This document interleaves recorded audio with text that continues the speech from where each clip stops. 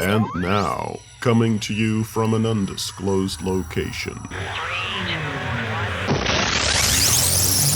it's the Novus Ordo Watch TRADCAST. You've gotta be kidding.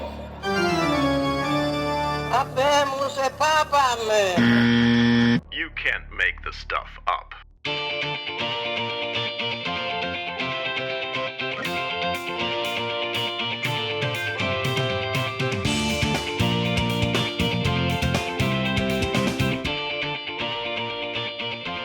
Yeah, did you like that intro? We thought it was fun. Welcome, everyone. It is time for the very first TRADCAST, the traditional Catholic podcast brought to you by NovusOrdoWatch.org.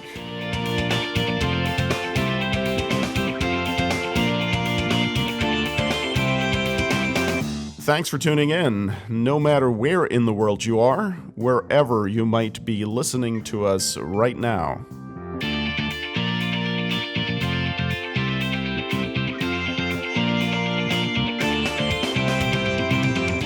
Why don't you sit back and relax, pour yourself a cup of coffee, and enjoy this show. It'll be a lot of fun. We've got a lot to talk about, you know. There's a reason why we saw a need to complement what we're already doing on the Novus Ordo Watch website with these exciting new podcasts. Now, before we get into all the details about how this show is going to work and what the format is and so forth, we thought we'd just take a moment and explain why we've decided to call this program a TRADCAST. TRADCAST. Yes, exactly. We call it a TRADCAST, of course, for one thing, because it is a podcast program produced by traditional Catholics in order to promote authentic traditional Catholicism, and especially also to juxtapose it with the Novus Ordo counterfeit Catholicism that we see so prevalent in our world today. Which brings us right away to a very important point, the question of just what is a traditional Catholic? On August 15th, 1910, Pope St. Pius X published an apostolic letter to the bishops of France entitled Our Apostolic Mandate, and in there he said, and this is a direct quote, "Indeed, the true friends of the people are neither revolutionaries nor innovators, they are traditionalists." Of course, there are a lot of people floating around these days claiming and using the name traditional Catholic. You have people in the indult communities, such as the Fraternity of St. Peter, that call themselves traditional Catholic. You probably have some in the conservative camps of the Novus Ordo Modernist Church referring to themselves, or at least thinking of themselves, as traditional Catholics. You have, of course, the resistance people, right? Specifically the Society of St. Pius X, calling themselves and believing themselves to be genuine traditional Catholics. And you have people like us, sede vacantists, referring to themselves as traditional Catholics. So, just who is the real traditional Catholic here?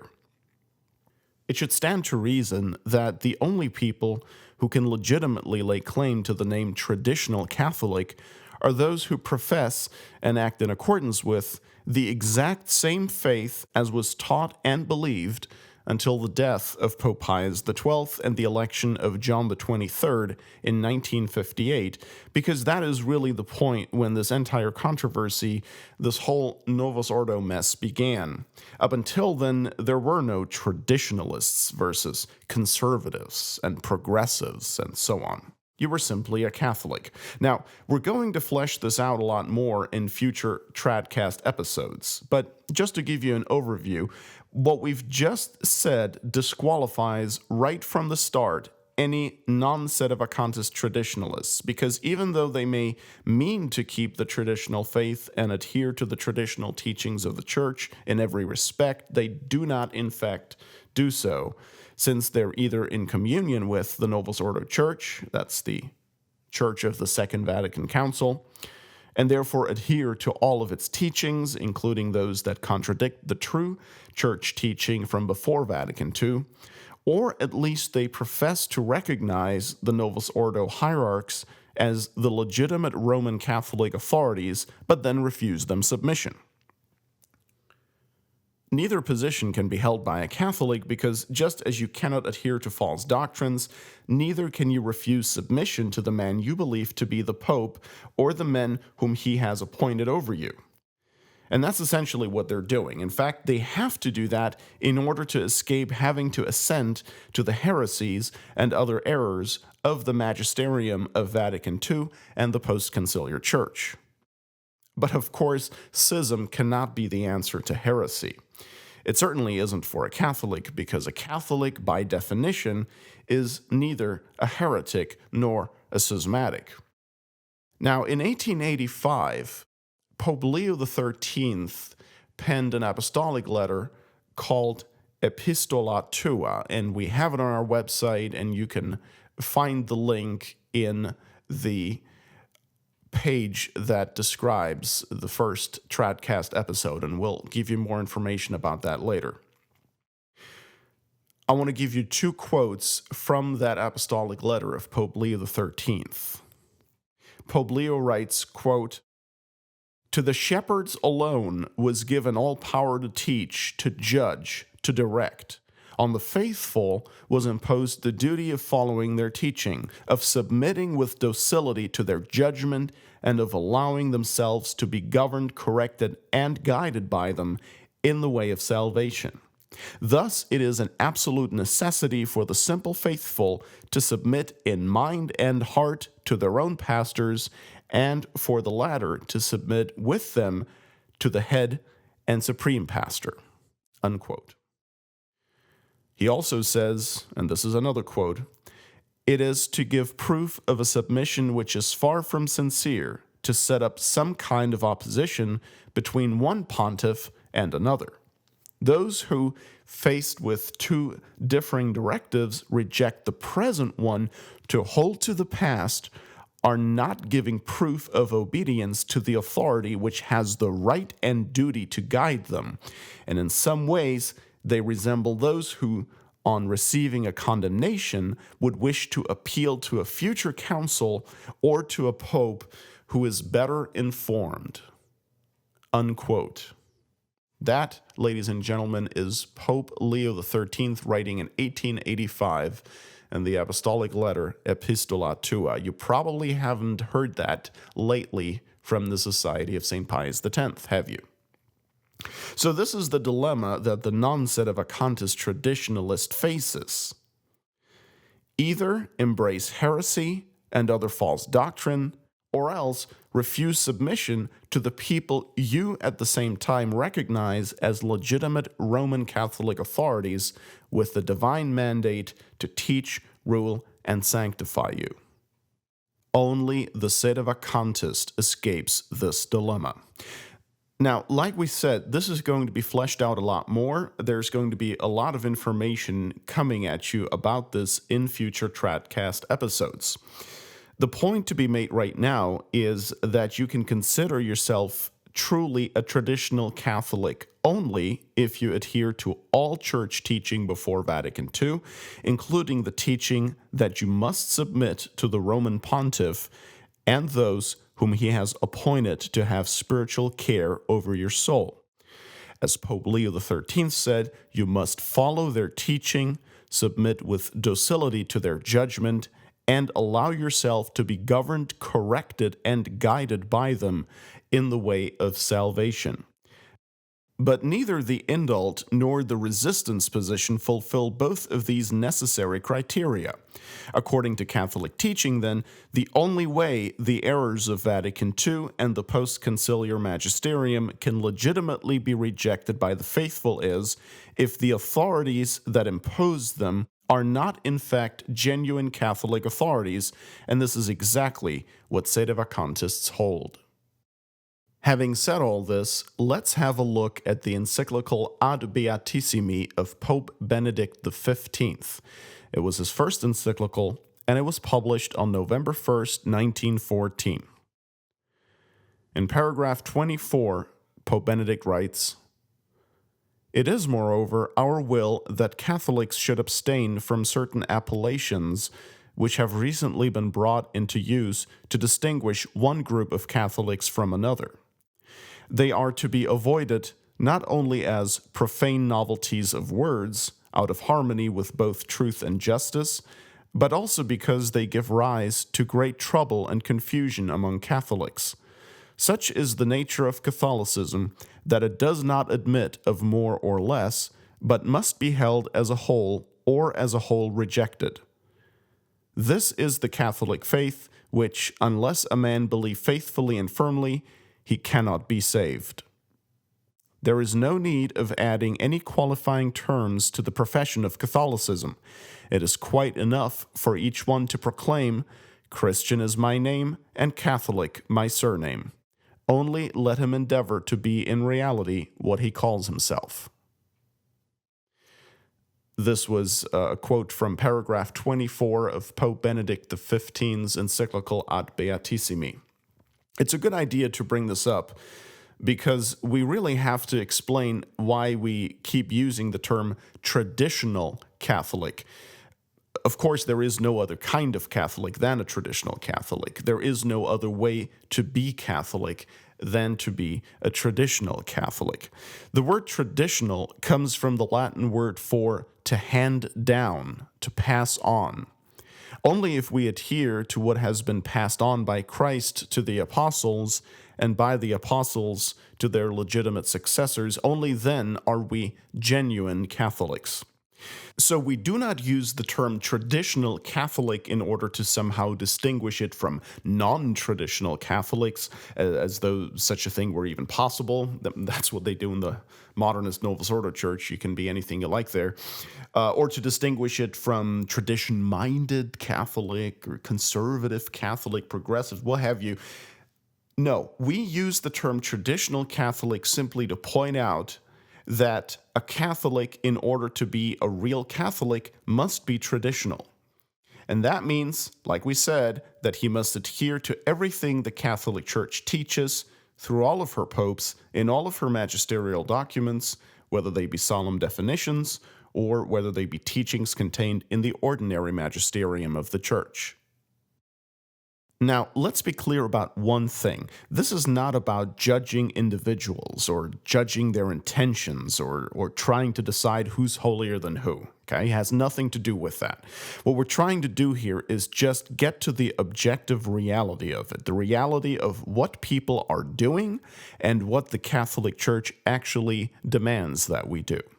So this is not about judging anyone's conscience or, God forbid, the state of his soul. We're only interested in the objective truth of the matter, all right? And now it's time to take a quick break. Why don't you get a refill for your coffee there? We'll be back in just a few moments with our next segment.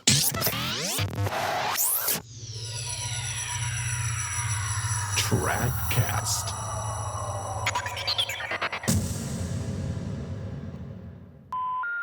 Ignore this podcast at your own risk.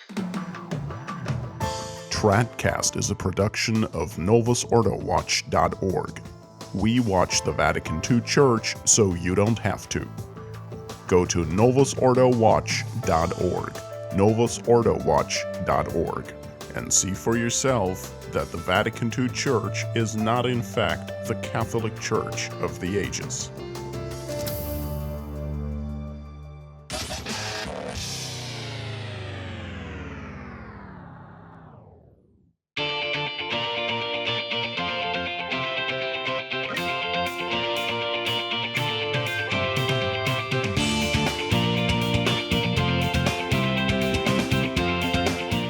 And we're back. TRADCAST. Brought to you by Novus Ordo Watch, where we're not more Catholic than the Pope, just more Catholic than the anti-Pope.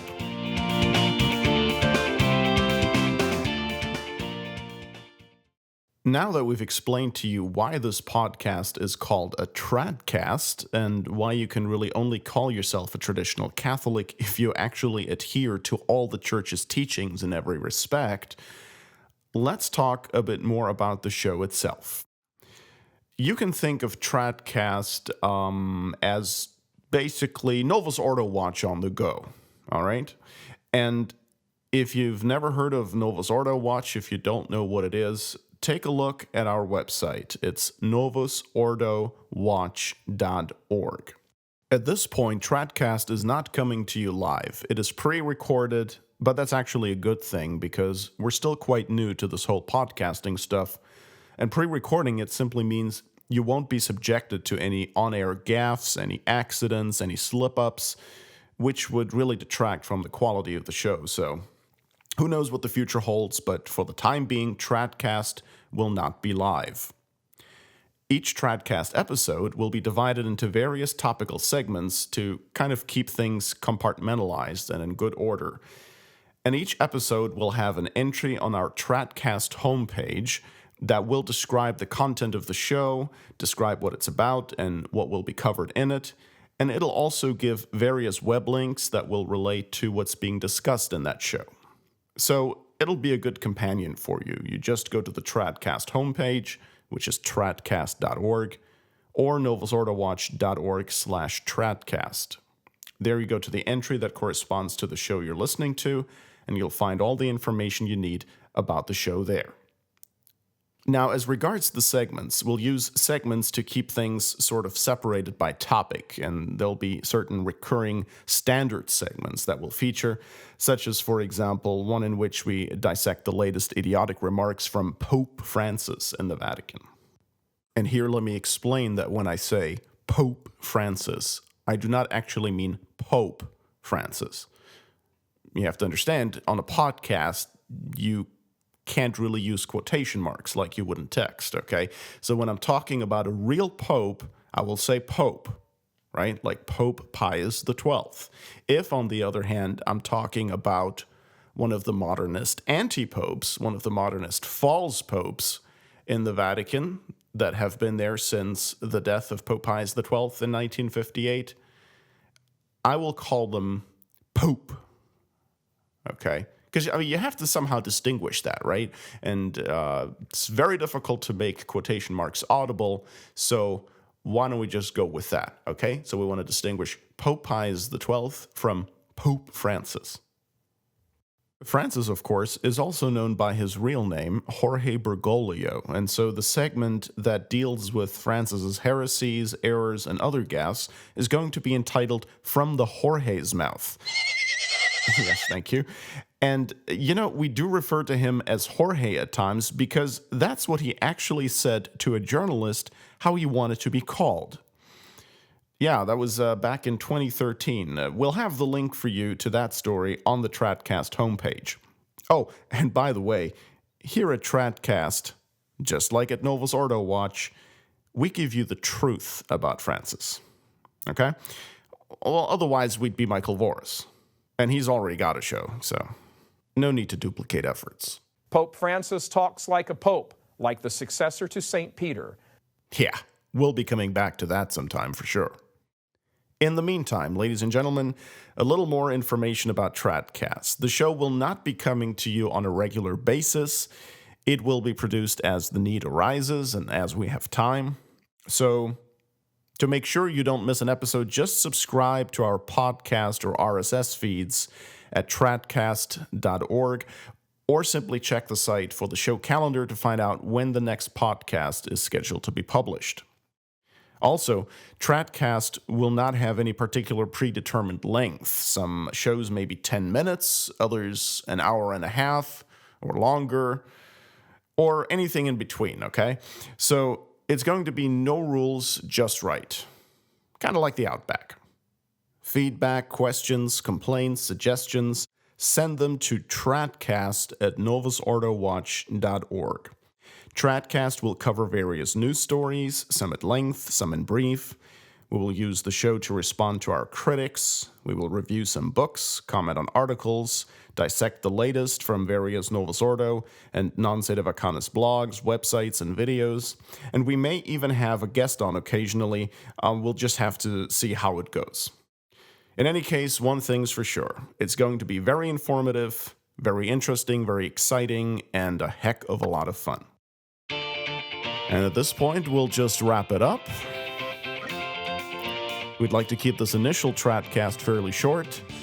It was meant only as an introductory episode to give you an overview and a feel for what it's going to be like. So, if you like this show, even if you don't necessarily agree with us on every detail, or perhaps at all, please don't keep it a secret. Let your family know. Let your friends know. Let your enemies know. Whatever. Just let them know. And remember, we were sedevacantist before it was cool. Thanks for listening. Please tune in again next time, and may God bless you.